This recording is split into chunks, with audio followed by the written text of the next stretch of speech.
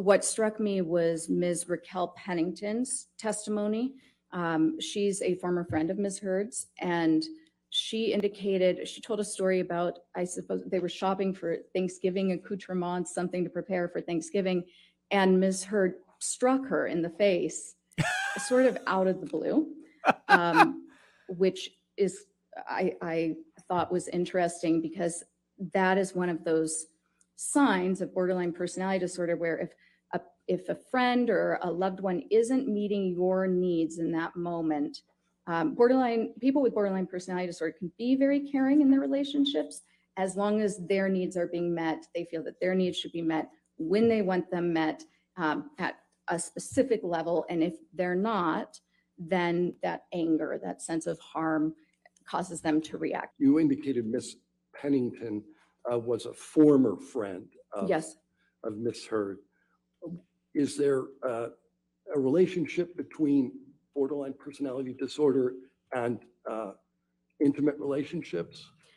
Yes. So the instability definitely translates to their relationships. You'll see relationships start very intensely. People will, somebody with borderline personality disorder perceives the relationship as extremely close.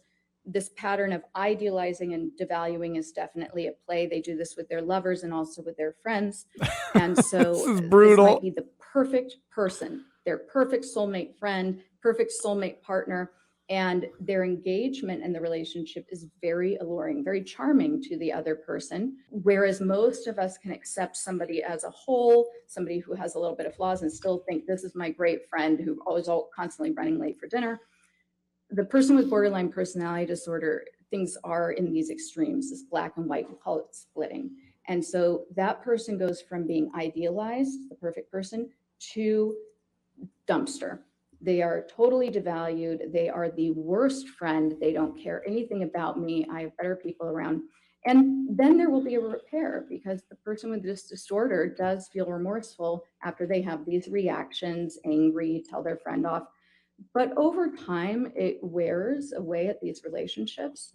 And so what you'll usually see is many, many transitions in their friendships over the years, people who have sort of fallen by the wayside, who were really very close knit at one time, and then, but there's not a lot of consistency in the long term. You'll also see that with their intimate relationships, many, many relationships, but none that are particularly long term.